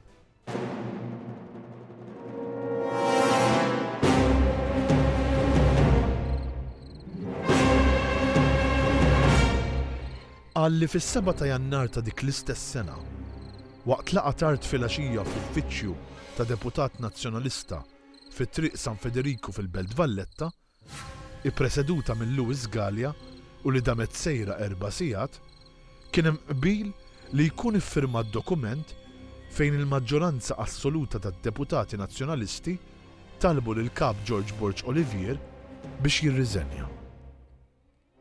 Fost dawk li talbu bil-miktub biex Borch Olivier jirriżenja minn kap kien hemm il-viċi kap Censu Tabone u nies bħal Edi Fenekadami, Guido De Marco, Ugo Mifsud Bonnici u Josie Muscat. Edi Fenekadami kien anke ntażel minn sħabu biex temporanjament jieħu post Borch Olivier. Eventwalment kien hemm qbil li Ugo Mifsud Bonnici flimkien ma' żewġ deputati oħra imorru jkellmu lil Borch Olivier personalment. Hekk sar. Il-laqgħa saret fid-dar ta' Borch Olivier stess għal 11 ta' bil-lejl. Mifsud Bonnici nnifsu snin wara kiteb x'ġara. Id-diskors bdejtu jien għax rid nispjega r-raġuni ta' din il-vista. Qedlu il-grupp parlamentari inkarigana nwaslulek dan il-messaġġ. Huwa interrompini u qalli ta' kif il-grupp jiltaqa' mingħajr. Mela jien mhux membru, anzi, president tal-grupp. U rispondejtu ma kienitx laqgħa formali, iżda kien hemm kważi kulħadd. Isma' x'għandi xi ngħidlek imbagħad iddeċidi inti. U rġajt batt il-fil. Il-grupp jesprimi fiduċja u gratitudni lek. U fuq il-bażi ta' din il-fiduċja jitolbok biex tibda taħseb biex tikkollabora biex jintażel suċċessur għalik. Borch Olivier wieġeb, malli nibdew biex nażlu s-suċċessur, l-awtorità tiegħi tispiċċa. Qedlu l-iskop tagħna huwa li min se jissuċċedik jibda jitgħallem minn għandek u jħaffiflek il-pis. Għalli, klim ħelu iżda tazza ta' qrusa kbira qed tippreżentali. Fi minnhom Borċ Olivier dar lejja u qalli għandkom xi tgħiduli aktar. Għetlu le, sejrin. Qalli jalla qatt f'ħajtek ma jiġu jgħidulek fil-11 ta' bil-lejl. Dak li intom ġejtu tgħiduli l-lejla.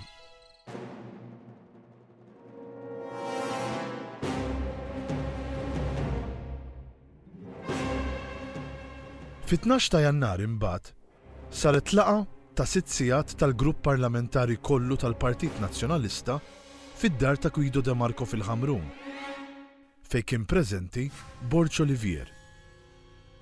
Alfred Baldacchino spjega x'kien ġara waqt din il-laqa. George Borċ Olivier beda jħares lejn id-deputati nazzjonalisti wieħed u jgħidilhom: Int trid tisfiduċjani. X'bajtejt kontra sieħbek ta' ma' ġembek? Lil wieħed mid-deputati qallu: Int ukoll. X'bajt twassalni bil-Mercedes u ttabtab li fuq spallejja. Kulħadd tabbandunani. Hekk beda jgħid waqt li kien nieżel id-dmuħ minn għajnejh. Il-kap nazzjonalista kien ippreżentat bid-dikjarazzjoni ta' sfiduċja fih. Quddiem dan kollu iżda Borċ Olivier fakkar lil dawk kollha li rriduh jirriżenja li biex jitneħħa minn kap rid jissejjaħ Kungress tal-Partit Nazzjonalista u li huwa biss bħala l-kap kellu s-saħħa li jsejjaħ dan il-Kungress.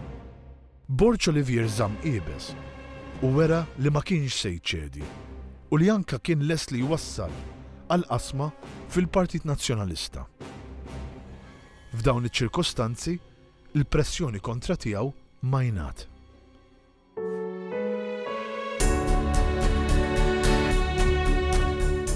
Il-ġimgħa 13 ta' Diċembru tal-1974 jiqpa' jum storiku fil-ġrajja kostituzzjonali ta' pajjiżna. F'lejl kiesaħ, eluf ta' Maltin u Għawċin marru bih ġarhom il-Belt Valletta sabiex jiċċelebraw it-twelid ta' Malta Repubblika. Hekk kif il-Parlament kienet jiddiskuti fi stadju tat-tielet qari abbozz ta' liġi biex tkun emendata il-Kostituzzjoni ta' Malta. B'49 vot favur u 6 biss kontra, it-tibdil kostituzzjonali ġie approvat. Kien vot li wellet lil Malta Repubblika.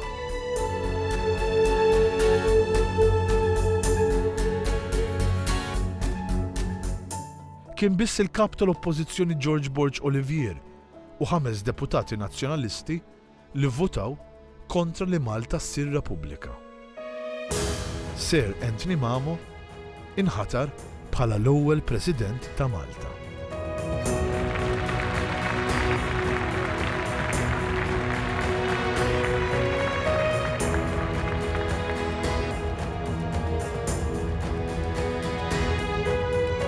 Bħala l-ewwel President tar-Repubblika Maltija. Kienet l-ewwel darba fl-istorja ta' pajjiżna li l-poplu Malti kellu Malti bħala l-kap tal-istat tiegħu. Pajjiżi oħra, tibdil kostituzzjonali ta' spiss jagħti lok għal rewwixti, ġlied u ħafna drabi anke tixrid ta' demm u ta' min jifraħ illi f'pajjiżna dan it-tibdil importanti sar fil-paċi, fl-ordni u fil-kwiet bi spirtu ta' kooperazzjoni reċiproka kif titlob id-demokrazija.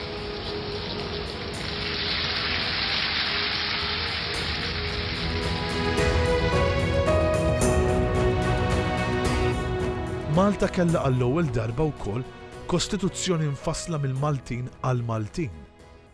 Kostituzzjoni li għamlet minn Malta pajjiż tas-sew sovran, liberali u demokratiku. Il-Kostituzzjoni Repubblikana iddikjarat ix-xogħol u rispett lejn id-drittijiet u l-libertajiet individwali bħala s-sisien ta' pajjiżna. Ir-Repubblika tat lil Maltin jeddijiet li qatt ma kellhom bħalhom. Fost oħrajn, ingħata dritt tal-vot liż-żgħażagħ kollha ta' 18-il sena. Ir-Repubblika ta' Malta għall-ewwel darba taqt lill poplu tagħna legalment rajna f'idejna li aħna ħadna rajna f'idejna legalment. Ħloqna aħna il-futur, il-preżent u l-futur tagħna. Jiena naħseb li r-Repubblika kien pass tajjeb fi żmien illi kien jistennieh illi inaqqas mill-influenza tal-kolonializmu f'Malta. U għaliex aħna konna bqajna anke bil-Gvernatur Ġenerali vera kien jimmexxi il-Prim Ministru mhux dormen. Imma insomma mbagħad bir-Repubblika għamilna President Malti għamilna ninumamu ġifieri.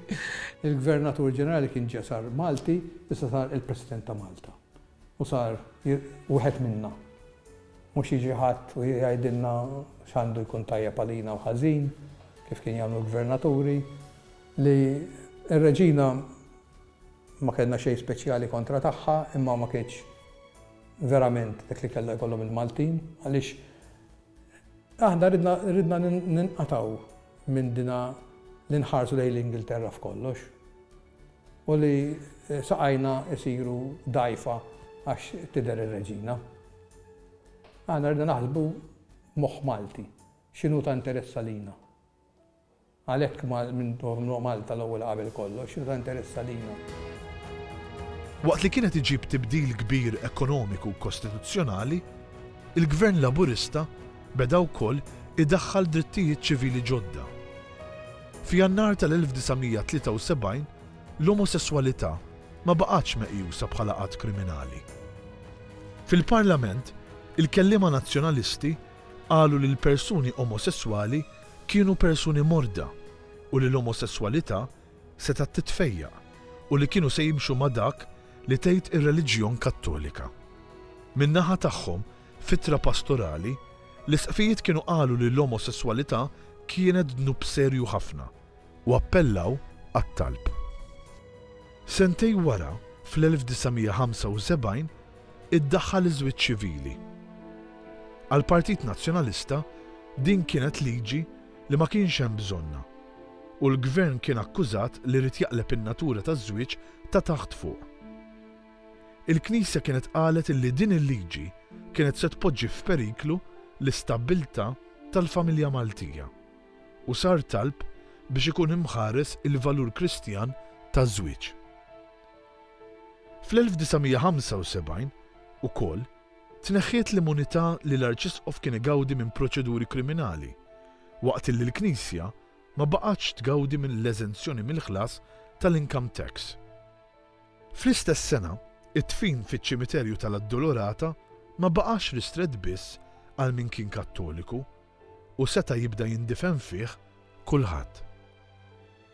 Ġiet abbolita l-pina kapitali, waqt li għall-ewwel darba in-nisa setgħu iservu bħala ġurati fil-qorti.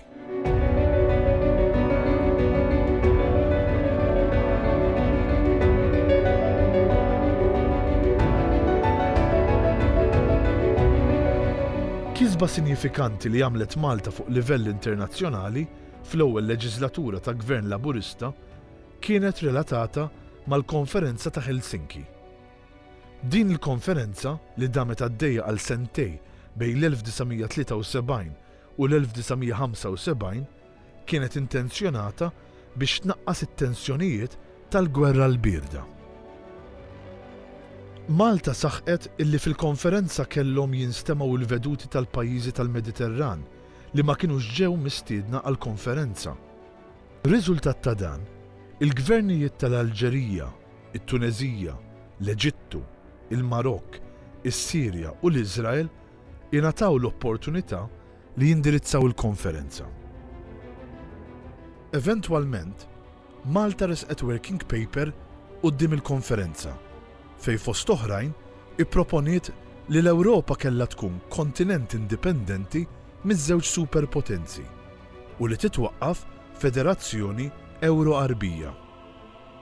Kien hemm diskussjonijiet twal ħafna li matulhom kemm l-Istati Uniti kif ukoll l-Unjoni Sovjetika minn wara l-kwinti tkellmu b'mod mill-aktar ibes dwar il-Prim Ministru Mintov għaliex ma femux kif pajjiż żgħir bħal Malta kien qiegħed iwaqqaf ix-xogħol ta' din il-konferenza.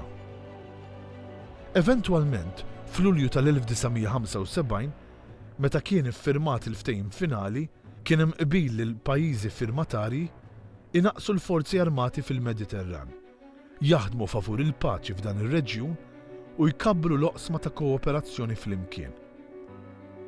L-iktar punt qawwi iżda kien dak li Malta waslet lill-konferenza biex taqbel li ma jistax ikun hemm sigurtà fl-Ewropa jekk ma jkunx hemm ukoll sigurtà fil-Mediterran. Waħda mill-aktar affarijiet li naħseb din hija legacy ta' Mintoff hija meta mmar fil-konferenza dwar is-sigurtà u kooperazzjoni fl-Ewropa f'Helsinki u beda jinsisti li biex ikun hemm il-paċi fil-Mediterran biex ikun hemm il-paċi fl-Ewropa jrid ikun hemm il-paċi fil-Mediterran u dik kienet xi ħaġa li komplewa fil-snin ta' wara mhux biss fl-OSCE manka fuq livell Ewropew illum nafu li hemm ħafna inizjattivi biex il-pajjiżi ta' madwar dan il-baħar minn l-inkwiet li ngħixu ċofih jikkoperaw aktar bil-qrib. Fi 17 u 18 ta' Settembru 1976, il-poplu Malti Wawċi intalab għal darb'oħra jagħżel il-gvern li rrid li jmexxih fil-5 snin ta' wara.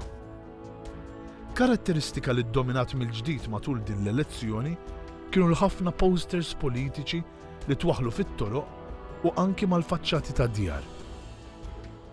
Il-mexxej Laburista Dom Mintoff ikkampanja taħt lajta lejn Malta Soċjalista il-qudiem fis-slim.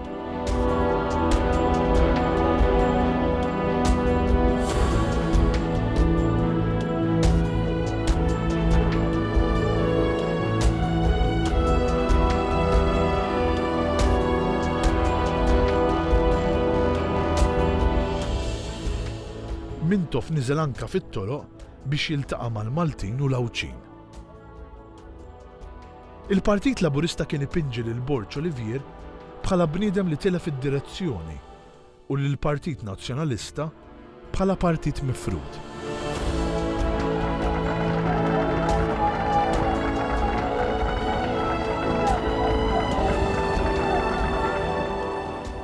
L-appell ta' George Borch Olivier kien biex il-Maltin u l-Awċin ma jħallux lil Mintoff ikompli jkisser lil Malta u biex jażel lil Partit Nazzjonalista li wiegħed li mill-Gvern jibni lil Malta mill-ġdid. Ħarġu jivvotaw 95% ta' dawk kollha li kellhom id-dritt tal-vot. L-att tal-voti sar fil-bini fejn illum hemm il-Junior College fl-Imsida. F'dawn is-snin fejn il-mezzi tal-komunikazzjoni ma kinux effiċjenti u immedjati bħalma huma llum, ħafna Maltin kienu jirħewla lejn il-belt biex ikunu jistgħu jsegwu l-andament tar-riżultat tal-elezzjoni u l-voti li kienu jiksbu il-kandidati tal-partiti kollha. Il-Partit Laburista kiseb il-maġġoranza tal-voti, għadda lill-Partit Nazzjonalista b'6,300 vot u tella 3 deputati aktar mill-Partit Nazzjonalista.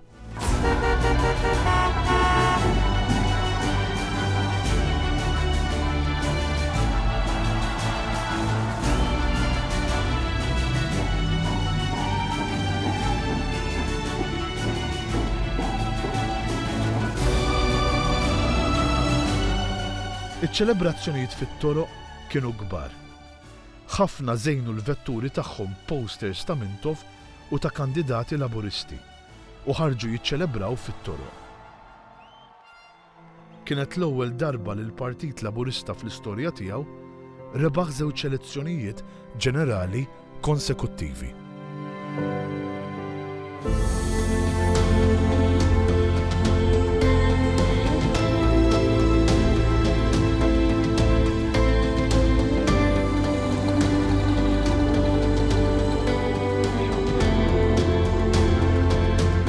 L-4-22 ta' Settembru 1976.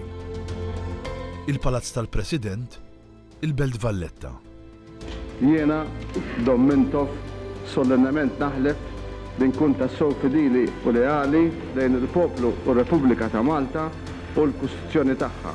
Ek Alla jgħin.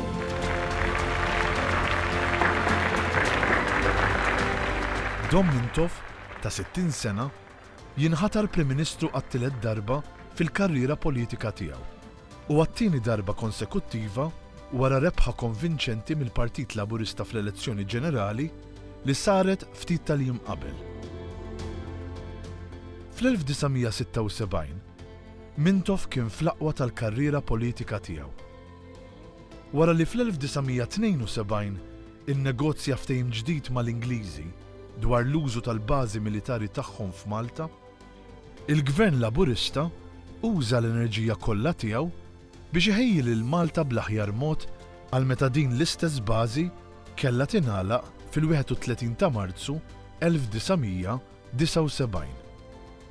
L-isfida l-kbira quddiem il-Gvern Laburista fl-1976 kienet dik li jippjana għal futur li pajjiżna qatt qabel ma kienex.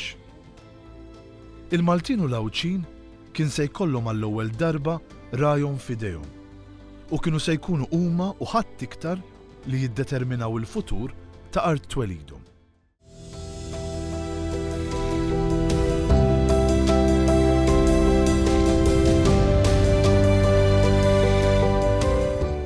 Wara l-elezzjoni tal-1976, il-Gvern Laburista baqa' għaddej bix-xogħol li kien beda fil-leġislatura ta' qabel. Il-ġurnata xogħol tal-Prim Ministru Mintoff fil-Berġa ta' Kastilja kienet tkun waħda twila li tiqpa' sejra sa tard bil-lejl. Dwar naħdem miegħi tgħid ħadd pjaċir naħdem miegħu, imma intu taħdem mhux ma tantx persuna faċli. Proġett kbir li twettaq f'dawn is-snin kien dak ta' Dar il-Mediterran għal konferenzi fil-Belt Valletta, fl-okkażjoni ta' konferenza fuq is-sigurtà u l-kooperazzjoni fl-Ewropa li kienet se titlaqqa f'pajjiżna. In-Knights Hall, kif kienet magħrufa Dar il-Mediterran dak iż-żmien, kienet fi stat ta' abbandun totali. Ix-xogħol li kien hemm bżonn kien kbir ħafna u kien ikkalkulat li jieħu ma' 3 snin. Ix-xogħol beda f'Novembru tal-1978, waqt li l-ftuħ uffiċjali ta' Dar il-Mediterran sar inqas minn 3 xhur wara. Biex titlesta, ix-xogħol baqa' għaddej kuljum minn filgħodu sa bil-lejl, inkluż sibtijiet, ħdud, il-miliet u l-ewwel tas-sena. F'ċerti mumenti kien hemm ma' 1000 ħaddiem jaħdmu f'daqqa fuq il-proġett. Inbniet anke triq ġdida min naħa ta' fejn kien hemm il-pixkerija li tagħti għal Dar il-Mediterran. Għal Prim Ministru Dom Mintoff, il-politika barranija kienet għodda li permezz tagħha dejjem kien jista' jara kif se jġib aktar investiment u xogħol biex fl-aħħar mill-aħħar jitjieb il-livell tal-għejxien tal-Maltin u l-Lawċin. F'dinja fejn ir-relazzjonijiet internazzjonali kienu ddominati minn tensjoni tal-gwerra l-birda bejn l-Istati Uniti u l-Unjoni Sovjetika, Mintoff kien jemmen f'politika ta' neutralità u non-allinejament. Rid li Malta iżżomm relazzjonijiet tajbin man-naħat kollha, mingħajr iżda ma tintuża minn ebda naħa kontra l-oħra. Fil-kuntest ta' dan kollu, wara l-elezzjoni tal-1976, aktar ma bdiet risq għad-data tal-31 ta' Marzu 1979, Mintoff beda ħidma diplomatika maħsuba biex il-ġirien ta' Malta jiggarantixxu n-newtralità ta' pajjiżna kemm militarment u wkoll permezz ta' għajnuna finanzjarja. Mela Mintoff rid għarrid ammont ta' flus biex hu jista' jmexxi l-iżvilupp ekonomiku f'direzzjonijiet oħra. Mill-indipendenza konna nitkellmu aħna niddiversifikaw l-ekonomija mill-bażi.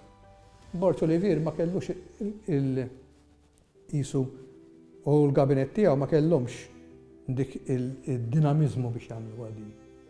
U kienu jibżaw mid-dinja. Kienu jibżaw li jekk l-Ingliżi tilqu jaħduna r-Russi u jiġri jekk u jiġri. Mintoff kien lest jieħu dak is-sogri, x'is-sogri hemm kienu li jiġri xi ħaġa, mhux ma kienux hemm, din hemm. U rrid jieħu kien lest jieħu dak is-sogru u jipprova bil-politika jmexxi. In-newtralità ra li tirrispondi għal dak is-sogru. U non-alignment. Ma jkollux għalfejn nżidu l-ewwa tagħna, nżidu l-ħbieb anzi tagħna. Il-gvernijiet laburisti fis-snin 70 u 80 ħadmu ħafna biex isaħħu r-relazzjonijiet ta' Malta mal-Italja. Il-Prim Ministru Mintoff bena relazzjoni tajba ħafna ma' Aldo Moro, li kien kemm Ministru tal-Affarijiet Barranin u anka Prim Ministru Taljan, anki jekk Moro kien ġej mill-Partit Demokristjan. Minkejja li Moro nqatel mill-Brigate Rosse fl-1978, sentej wara fl-1980, l-Italja ffirmat ftehim ma' Malta fej waqt li tat garanzija li tħares in-newtralità ta' pajjiżna, intrabtet ukoll li tagħti għajnuna finanzjarja qawwija. Minn dak li beda l-Prim Ministru Mintoff fl-1980, pajjiżna baqa' jiggwadanja għal aktar minn 25 sena sħaħ. Malta u l-Italja iffirmaw b'kollox 5 protokolli ta' għajnuna finanzjarja li permezz tagħhom kienu investiti ma' 700 miljun euro fi proġetti varji, kollha maħsuba biex jgħinu fl-iżvilupp ta' pajjiżna foqsma bħas-saħħa, l-ambjent u l-infrastruttura fost oħrajn.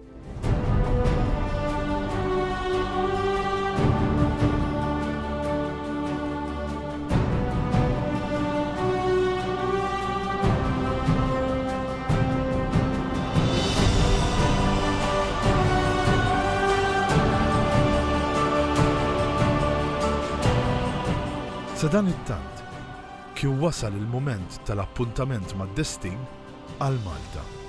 Għalhekk għamilnieha aħna tal-appuntament mad-destin! Għalhekk għalina is-sena 1979 u l-31 ta' Marzu f'nofs il-lejl tkun l-ikbar festa li ħattrat Malta!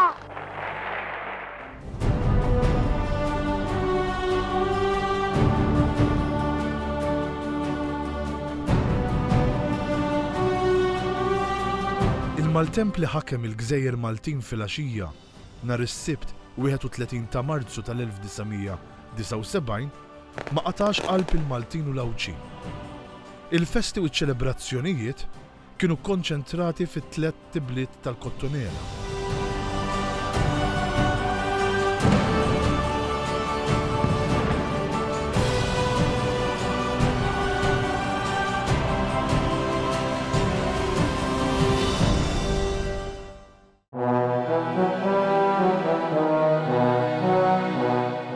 Il-moment tant mistenni kien dak meta l-bandiera Ingliża tniżlet biex minfloka telet il-bandiera Maltija waqt id-daqq tal-innu Malti.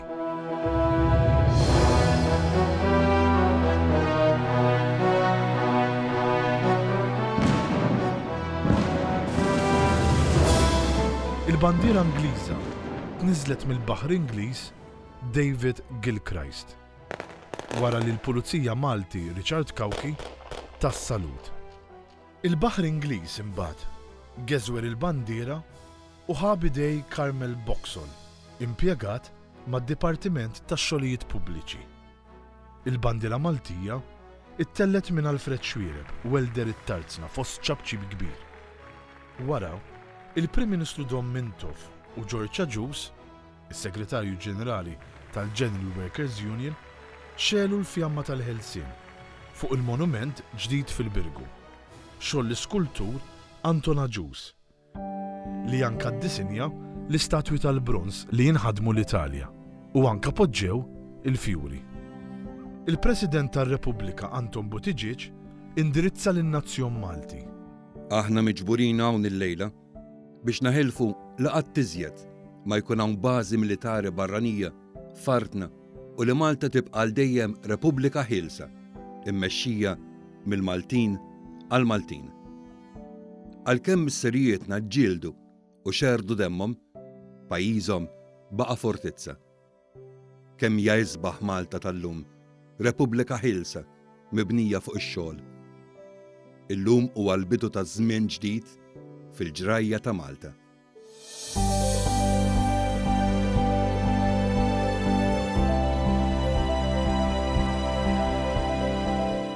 Wara, akkumpanjat minn tifel u tifla, Odette Buħaġar u Gary Hurst il-President Buttigieg poġġa bukket fjuri fuq il-monument b'sinjal ta' ġieħ lil Malta ħilsa. Kif niżel minn fuq il-monument, il-President sab il-Prim Ministru jistennieh u tnej għanqu lil xulxin. Snin wara, l-iskultur Anton Agius spjega x'kien il-ħsieb ta' Don Mintoff wara l-mod kif tfassal il-monument tal-Ħelsien. Mort id-dar, għamilt l-buzzetti u modellajtilu kollha l-olja, b'dak il-blat kif xtaqu, u t-triq, unikament it-triq, kif għamilti għamilta bit-taraċ, biex titla. Komdu sabiħ. U teħx kem għajat miegħek, ma zibx taraċ għallijiet, ma zibx taraċ, kan lambatu, kanna weġġaw biex nitelaw. Għatlina biex ma jewx in-nies, ma batajna, ma zibx taraċ, ma zibx tirġini, għal-ħuda u rranġaw għamela xaħġor, ma nishtaraċ. Għatmela ħana miru ċangatura jina, ċangatura għamilu ġebolita. L-istess, għalli kammen dak rasak jibsakka ma tifimx madonna, ma sif ċangatura għalli jien. Dbatija kenna. Kollox batija, kollox rigges, kollox kontratana. Bess li jenettu allura tridom l-twaġġa, dak, xridiju, għalli dak. Da minn naturali, natura propja li tkisser u tibqaw tittaddi jemek. Il-Prim Ministru Mintoff tant baqa jafas fuq Agius li l-iskultur kien se jibda jaqta' qalbu. X'inhu mbagħad left il-paċenzja kollha, għattura hija. Sib il-ħaddieħor. Għattu l-dana u s-segretarju. Għattu Martin kien. Għattu għara sejjer, għattu saġġannuni. Għattu ma jistix kun nibqa' sejjer kifita. Għattu għara tqabdu xi ħadd ieħor u mar qallu għara daqshekk nistgħu naslu minnu mela, għedlu jibda. Madankollu, Anton Agius kellu sorpriża oħra tistennih. Meta l-estajt, it-trina l-est. Għalli le, għalli mru xejn, għalli se t-tamel l-olja, xejn għalli l-olja, xukjajt. Għatlu minni spirita biex namel l-olja ma muġa. Għalli xejn, għalli għanajdlek jien. Għalli għanajdlek jien. U tamel iktar mill-li għamel perit inti. Għatlu x'namel peritin. Għalli ġib kem tiflaħ terrepin. Għamrija. U għurdom il-kamra b'kollox, zurżiħa. Immaġina inti. Għalli mbagħad għalli ekli li sibt post fejn kien hemm il-barriera ta' żuta ta' ħaddingli qed jeqgħu il-wiċċ naturali sabiħ. All right? Aqbad dak u inti fidejk tittibnieh waħda fuq l-oħra, għalli bda minn taħt naturalment, mhux minn fuq. Għalli ħalli waħda tistrih fuq l-oħra. Qedlu ma jżommu perit, għalli jien nafx ngħidlek. U hekk għamilt. F'dawn iċ-ċelebrazzjonijiet ħasem kważi kulħadd. L-isqfijiet Maltin ordnaw biex jinxtelu l-faċċati tal-knejjes u biex jindaqqu l-qniepen mat-tokki ta' nofs il-lejl. Mhux l-istess iżda għamel il-Partit Nazzjonalista li bbojkottja ċ-ċelebrazzjonijiet tal-31 ta' Marzu 1979. Għal-Partit Nazzjonalista jum il-Ħelsien kien jum b'timbru fals. Fl-ewwel ta' April, fil-Konkatedral ta' San Ġwan kienet ikkonċelebrata qudiesa pontifikali. Attenda fost oħrajn il-President tar-Repubblika Anton Buttigieg. Il-Viċi Kap Nazzjonalista Guido De Marco li rċieva invit għal din il-qudiesa kien qal li ħaseb li l-Arċisqof rid jiċċajta. De Marco iddekjara li kien se jibgħat l-invit lura għaliex skontu l-Arċisqof ma kellu ebda dritt jitħaq bin-nies meta ċ-ċelebrazzjoni ta' jum il-Ħelsien kienet karnival ieħor barra minn żmienu.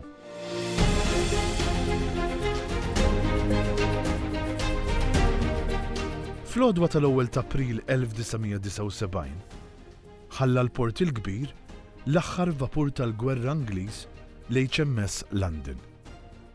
Għall-aħħar tislima f'isem il-poplu Malti u Awċi kien hemm preżenti l-President Anton Buttigieg. Dan kien il-mument illi mmarka tmiem ta' sekli sħaħ li matulhom pajjiżna qeda l-eżiġenzi tal-ħakkiema barranin u l-bidu ta' kapitlu ġdid fejn pajjiżna beda jpoġġi l-ewwel u qabel kollox l-interessi tiegħu. Għala 500 sena ta' storja ta' Malta bażi. Għax il-kavallieri għalihom aħna bażi konna. Għala storja ta' 500 sena fejn l-interess strateġiku tal-barrani jiddomina.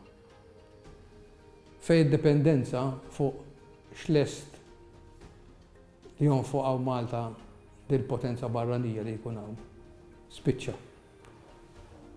Ma qbajniex aħna inħarsu lejn il-pajjiżi l-oħra biex imexxu ħajjitna. Ħbieb ma' kulħadd imma ħadd musidek. Dik kien ifisser il-ħelsien. Kien l-aqwa espressjoni naħseb tal-Perit Mintoff personalment u anki bħala partit. Kien il-quċċata ta' kollox. L-għada ta' jum il-ħelsien fl-ewwel ta' April tal-1979 daħlet fis-seħħ l-Iskema Nazzjonali tas-Saħħa li permezz tagħha is-servizz mediku kollu f'pajjiżna beda jingħata bla ħlas. Fl-istess waqt fl-Isptar Salluqa twaqqaf dipartiment ġdid tal-emerġenza. Infetaħ id-dipartiment tal-fiżjoterapija, infetaħ id-dipartiment tal-kura intensiva, kienet introdotta l-Medical Record System u ġew immodernizzati t-teatri tal-operazzjonijiet u s-swali.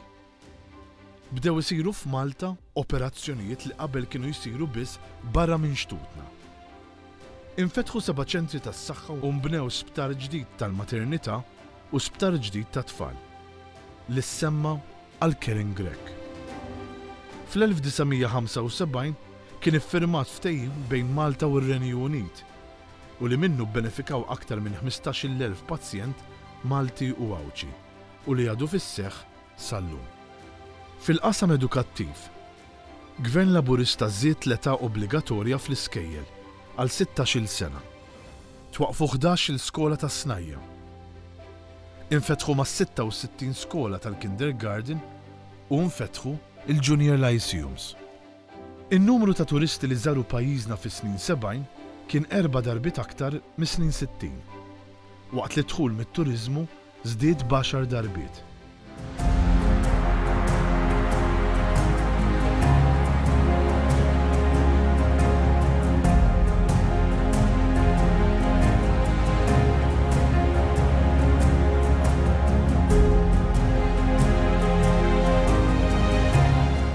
It-twaqqif tal-linja nazzjonali tal-ajru kella sem kruċjali ħafna f'dan is-suċċess. L-Air Malta twaqfet fil-21 ta' Marzu 1973 u bdiet topera ftit aktar minn sena wara permezz ta' żewġ ajruplani. Għall-Partit Nazzjonalista mill-Oppożizzjoni iżda l-ajruplani tal-Air Malta kienu biss għasafar taċ-ċomp. Fl-istess ħin kien hemm il-bżonn li pajjiżna jiġbed lejh investiment barrani ġdid. Tkabru l-oqsma industrijali li kienu diġà jeżistu u nbnew oqsma industrijali ġodda bħal dawk ta' Ħalfar, Kordin u Rikazli. Il-ħidma li saret ħallet il-frott għaliex ġew f'pajjiżna investimenti minn bosta pajjiżi Ewropej bħal l-Ingilterra, il-Ġermanja, l-Italja, l-Olanda u l-Belġju.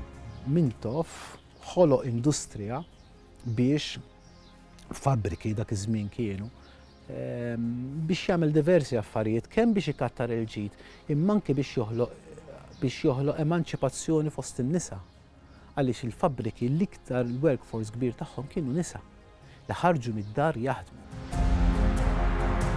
Iktar minn 40 sena wara, investimenti bħal Delarue, ST, Playmobil u Actavis għadhom kollha fostna. Proġetti infrastrutturali kbar oħra li twettqu kienu fuq toroq ġodda, il-bini tal-Air Terminal ġdid, l-estensjoni tal-runway tal-ajruport u l-iżvilupp bl-għajnuna tal-Gvern Ċiniż taċ-China Dock fit-Tarzna li kien jesa vapuri kbar ta' 300,000 tunnellata. F'Taqali imbena l-Ground Nazzjonali waqt li kien inawgurat ċentru sportiv fil-Marsa. U wara 55 sena, bajnuna finanzjarja mill-Gvern Żvediż, il-Kamra tar-Rappreżentanti imxiet mis-sala tal-Arazzi għas-sala fejn kien hemm l-armerija, fil-Palazz il-Belt Valletta.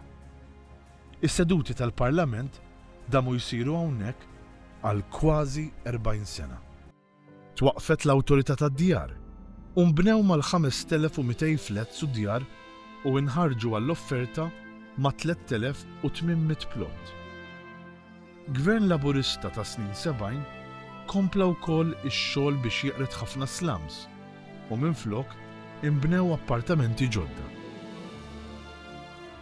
B'differenza mill-gvernijiet kollha ta' qablu, bħala Prim Ministru Dom Mintoff ma ħatarx Ministru responsabbli mill-emigrazzjoni.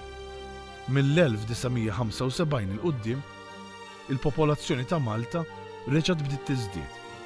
Waqt li għall-ewwel darba fl-istorja dew jirritornaw lejn Malta aktar nies milli kien ikun hemm li emigraw.